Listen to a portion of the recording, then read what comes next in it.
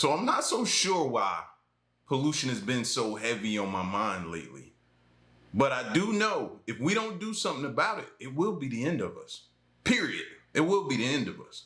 In Baltimore, Maryland, these river cleanup devices have become local celebrities. And we have Mr. Trash Wheel, Captain Trash Wheel, Professor Trash Wheel, and Gwenda the Good Wheel of the West here in Baltimore. These 4 wheels are powered by the sun and the waves, and they're one of an increasing number of systems working to remove trash from waterways. Because while the public has become highly aware of the massive gyres of waste swirling in our oceans, we tend to hear less about how it all ended up there. I wouldn't be surprised if the amount of plastics in all the rivers around the world is much more than all the plastics that is in the oceans. Every year, it's estimated that up to 2.97 million tons of plastic enters the ocean through rivers, much of it originating from areas of the world that lack proper waste management infrastructure. And then when it rains, it washes all of this trash through this water stream that ultimately ends up in the river, that ends up in the ocean. And waste generation overall is only expected to increase in the years to come. So in 2020, the waste that we generated was about 2.2 billion tons. And we're estimating that by 2050, we'll be generating about 3.9 billion tons. The ultimate solution to the waste problem depends on some combination of better waste infrastructure, more sustainable packaging, less consumption, and public awareness around proper disposal. But in the meantime, there's a host of companies around the world developing systems to capture wayward trash from rivers. Been averaging about 30 tons a month picking up trash from the waterways of Baltimore. We currently have 4 types of interceptor deployed in 9 rivers. We have cleaned a couple of rivers and maybe 10,000 tons of plastic stopped from reaching the ocean.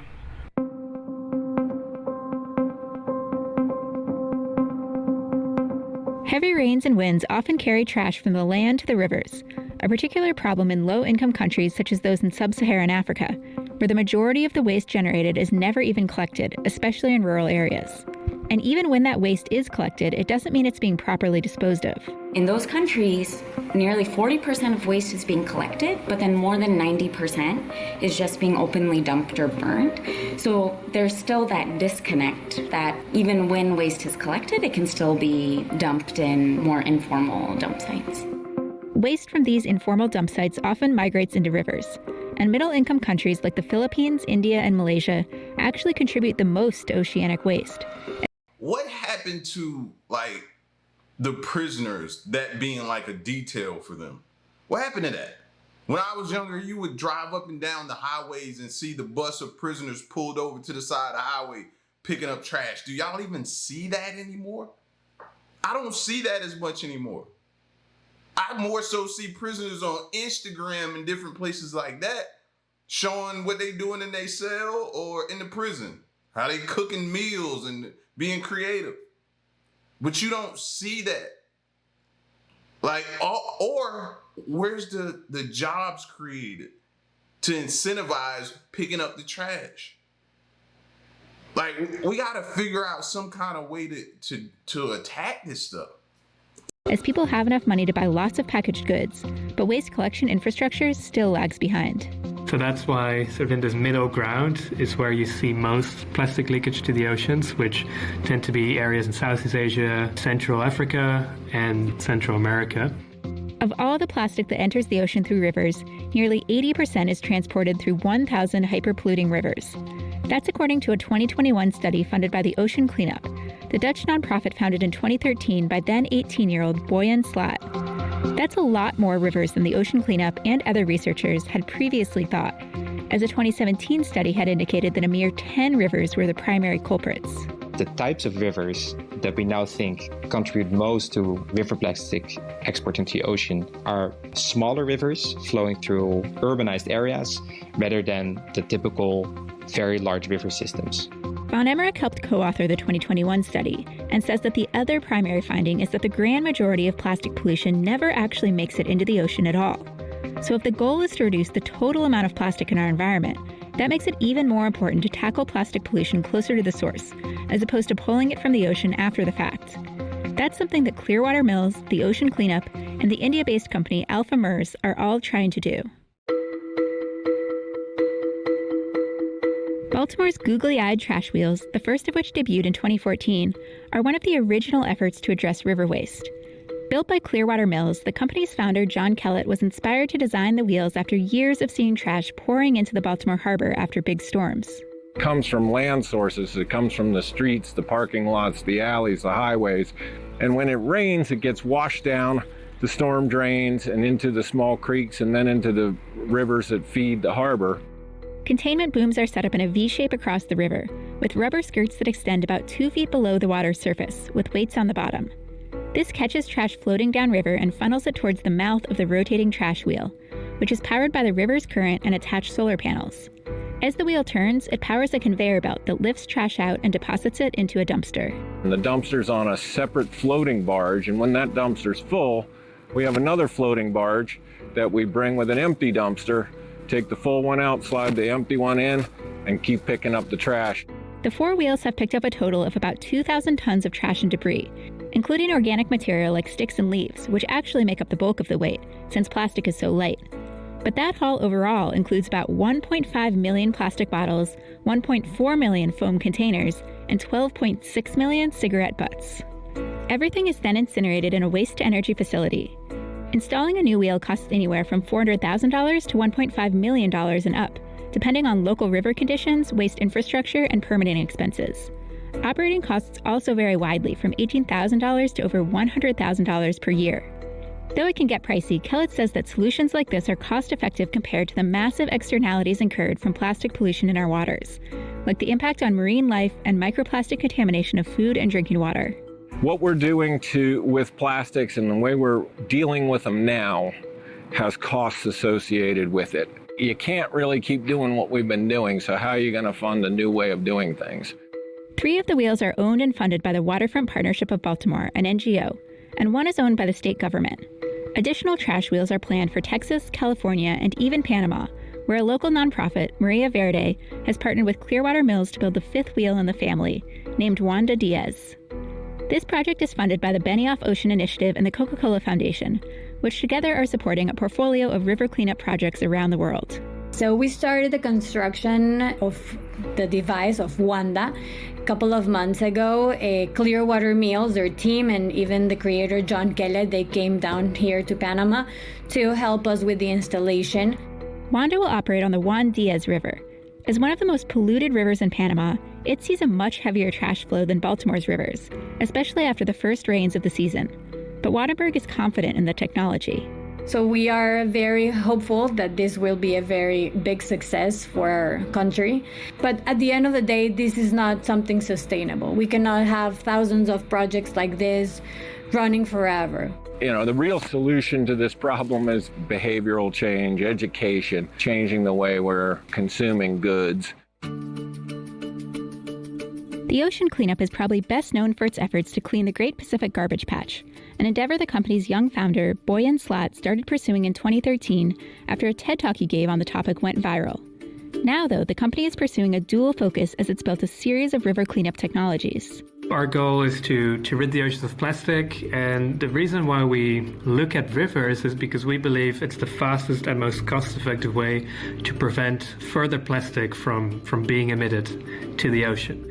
The Ocean Cleanup's first river cleanup device, called the Interceptor Original, was released in 2019. It's a fully solar-powered barge that operates much like Baltimore's trash wheels, just on a larger scale.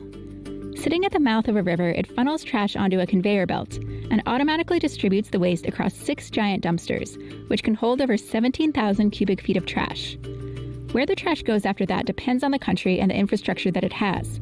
Some is sorted and recycled, some is burned in waste-to-energy facilities, and some is landfilled. But since this giant interceptor doesn't fit in smaller rivers, the team developed another solution too. That's why we also introduce now something called the interceptor barrier, essentially a barrier you put at the mouth of the river. We have an interceptor tender, which is a mobile conveyor belt, which then can scoop out the trash from these barriers, which we now applied in Jamaica, where the rivers are simply too narrow and too shallow to fit an original interceptor. And for the most severe... So all of y'all are pretty smart. You know what I mean? I dubbed this community to be smarter than most, right? What are some creative things that they can do with the trash? Instead of just sticking it in a landfill, I did hear saying burn it for energy. You know, I think that's probably one of the best ways to utilize it. Like, what are some other things that we can do? Because I feel like that's going to be the problem. We figured out how to accumulate, collect the trash, remove it from the surface. The ocean floor is still a problem. We still need to address that. But another problem being presented is to, once they collect it, what to do with it next. You can't just continue to bury it.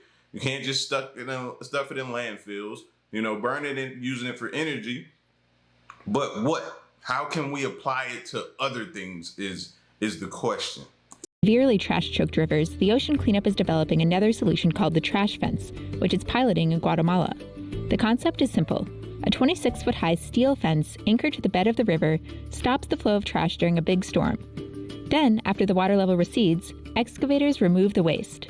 But the onslaught of trash in one of the world's most polluted rivers proved too intense for version 1.0. The force of the trash was so high that the trash fence failed, unfortunately, so we're now working on version 2 that will hopefully be ready for the next rainy season. Like Baltimore's trash wheels, costs are very location dependent, but Slot says that getting an interceptor up and running is generally a multi-million-dollar project, paid for by philanthropic donations, corporate partnerships, and local governments.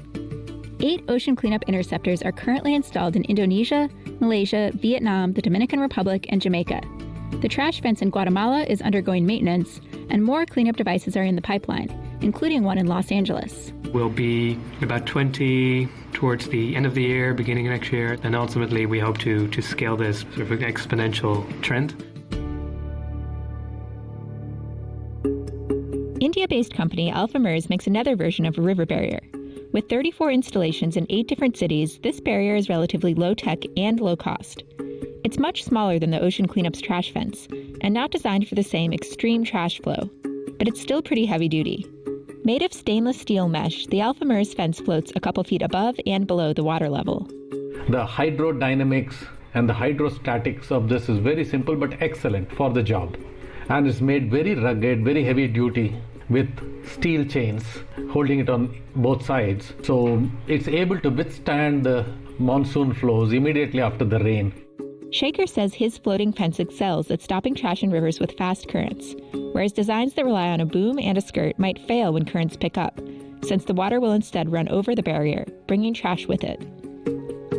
8 floating barriers were deployed at various points along the Coolum River in Chennai in 2017, at a cost of about $125,000. And in their first year of operation, Shaker says they captured about 2,400 tons of plastic.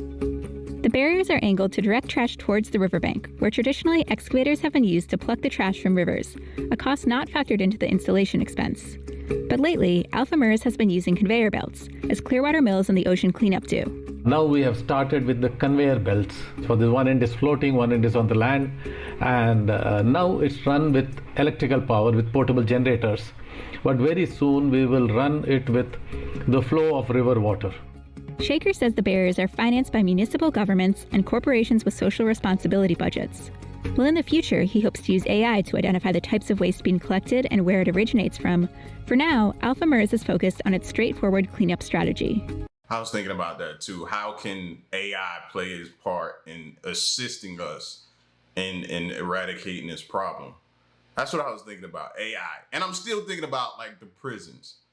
You know, you often hear the prisons are so overpopulated. Things that they could be doing. You know? Like, remember the movie Life with Martin Lawrence and Eddie Murphy? They were out there digging ditches and doing different things that needed to be done. Like, so I just keep thinking about that as well. We like to take the simplest solution and work upwards. And artificial intelligence and machine learning gets a last priority in our scheme of things.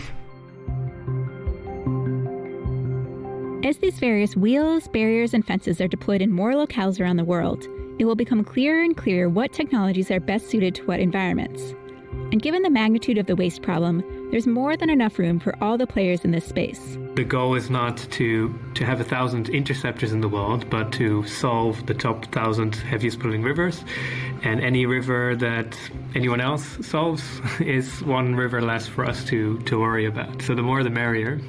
But all these organizations are well aware that these river cleanup systems are not the ultimate solution to our waste problem. One of the things we're looking forward to is when trash wheels are no longer needed, when we're addressing the problem upstream to the extent where no trash is entering our waterway and we don't need to have a trash wheel.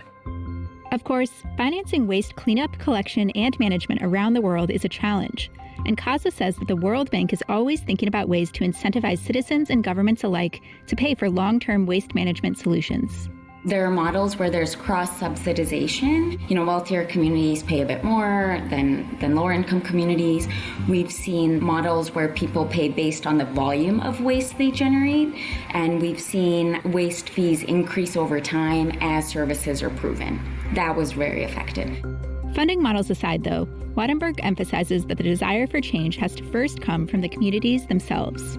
If we don't change our habits, and if we don't work with communities, and if we don't look for alternatives and different solutions on land, this is not going to end. So we need people to come together as a community, as a country, with authorities, without authorities. We need everything. At the end of the day, funds are important, but we need to start with our will to do it. This goo can be made into a plastic-like film that can cover all kinds of food.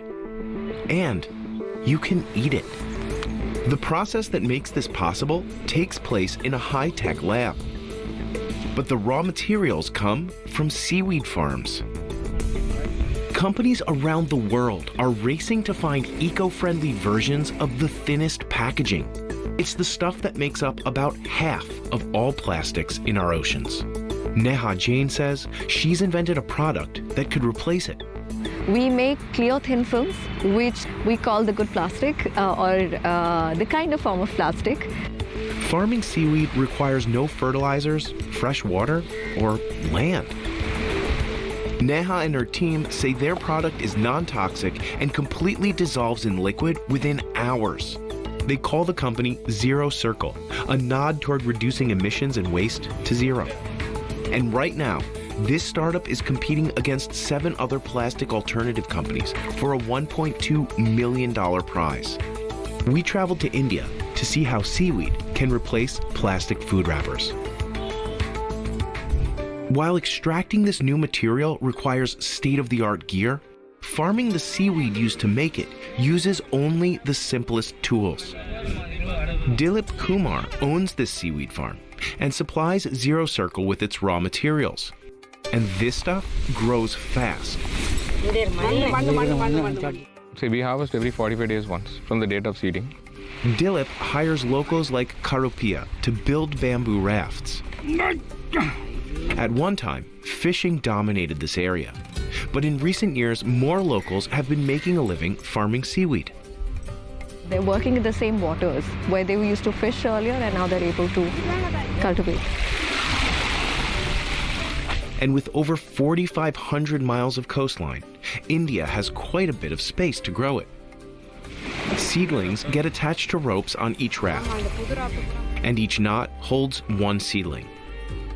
Lakshmi has been farming seaweed for 18 years, and she says locals' perception of this business has changed quite a bit. அப்போ எல்லாரும் பேசினாங்க இந்த பாசினால நோய் வரும் சீக்கு நம்ப பரவுது வேணாம் மீன் அழிவாகும் அப்படின்னு சொல்லிட்டு சொன்னாங்க அப்புறம் நாங்கள் எல்லாரும் சேர்ந்து மீனுக்கெல்லாம் இது அது மீனே இப்போ அது சாப்பிட்டு தான் வளர்ற அளவில் இருக்கு. Every part of this operation is done by hand, including. I never heard of that before. The different things that seaweed can do, harmful things. I've never heard anything harmful about seaweed. Doesn't mean that it's not true, but now you're gonna make me Google and look and see. But a way to not use plastic, which in turn won't have it being trash in the ocean, having an alternative, like that's what I was talking about earlier. And they're talking about this product can actually dissolve Now, the whole eating it part, I don't know about that part of it, but I like the fact that it could dissolve better. Including hauling full rafts in for harvest. நல்லா தளைஞ்சு 45 நாளைக்கு மீன் திங்காமல் இருந்துச்சுன்னா இந்த பாசி வந்து நல்லா ஒரு ராஃப்ட்டுக்கு ஒரு 200 kilo 250 கிலோவுக்கு மேலேயே வரும். Workers cut the seaweed, but leave some segments to regrow. Then, the seaweed dries in the sun. After about 36 hours, Lakshmi removes dried salt, seagrass, and other contaminants. The dried seaweed lays out in the sun for a few more days before heading to Zero Circle's labs. For these farmers, seaweed provides a livelihood, but it's not always easy. You don't know what comes in the ocean for you today. It's like a surprise box every day, and you keep solving the puzzle every day. They do what they can to protect their crop from wind, waves, and hungry fish. Commercial seaweed farming around the world has increased 1,000-fold since 1950. But experts warn that large and rapid increases in seaweed farming could have unintended consequences. Rafts of seaweed can block light and change the way water flows to the ecosystem below. And if farming operations are not managed properly, it can be devastating. In 2013, a bacteria decimated the seaweed industry in the Philippines. Studies show the disease spread easily among rafts that were placed too close together. So is there a disease attached to it or not? That's what I'm gonna look it up when I'm done, bro, because I need to know now. Because here we go, at the same time we're solving a problem, but are we creating a greater problem? That would be the question now presented. Here at Zero Circle's lab in Pune, seaweed transforms into plastic alternatives. First, the dried seaweed goes through designed a product compatible with existing machinery, meaning that manufacturers wouldn't need new equipment to make the plastic-free film. These pellets are then put into a manufacturing line, which come out as clear thin films. We're not disrupting it, but we're sort of retrofitting our product into it. And the company plans to begin selling pellets by 2024. The idea is that manufacturers could make edible, biodegradable forms of many products, like dissolvable soup and tea bag packets, wrappers for burgers, gift wraps, fashion packaging, and good old grocery store bags. I don't know, something just don't sit right with me about the edible part. I just feel like it may down the line have some complications that with that being in your, I don't know. But this is good to question it, you know? Ask these questions, see can we make sure, because the worst thing to do is find out 10, 20 years later that this has affected you. There's nothing you can do about it now because you've been eating it for a duration of time. They have very, very good capacity. They can hold up to 5 to 8 kilograms in a single shopping bag. While these plastic alternatives offer great environmental benefits, traditional plastic film made from oil is still cheaper. We are trying to solve two big problems. One is make a fantastic material and make the material at a cost that people are able to use it. So, Zero Circle claims to have an eco-friendly plastic alternative that it wants to scale up. But it's not alone. The company is one of 8 finalists for the Tom Ford Plastic Innovation Prize. The fashion designer partnered with Lonely Whale, a nonprofit that played a huge role in the movement to eliminate plastic drinking straws. They're offering $1.2 million to find alternatives for thin plastic films. I was ecstatic. We almost missed the deadline because we did not know about it. 4 of the finalists this year employ seaweed alternatives. The seaweed community is not very competitive. They're very friendly with each other, and we're all friends. We talk about the same problems. Judges took over a year to make sure the winning company's solution is more than just marketing. Scientists ran each product through a battery of experiments. Samples sat in ocean water for months in the same conditions conventional ocean plastic would. So much junk on it. Yeah. Other trials assessed how the plastic alternatives might affect wildlife. The finalists and the controls are going to sit in the simulated wellboat for 24 hours. When Insider published this video, the winner of the Tom Ford Prize had not been announced. We'll add a link in the description to the winning companies. I think it's probably one of the longest running challenges that we've been part of, but they're doing this right, and I think that's what makes it special. Neha was inspired in part by her own consumption. I always had that guilt that I think every millennial has about the amount of pollution that we are creating on a daily basis. So, Zero Circle is not only looking at plastic films, but the things we may not think about much. Brands that are switching to paper are still attaching plastic linings, glues, coatings. But Neha and Zero Circle are working to switch even those parts out with Seaweed. This is first time we have developed the seaweed based glue.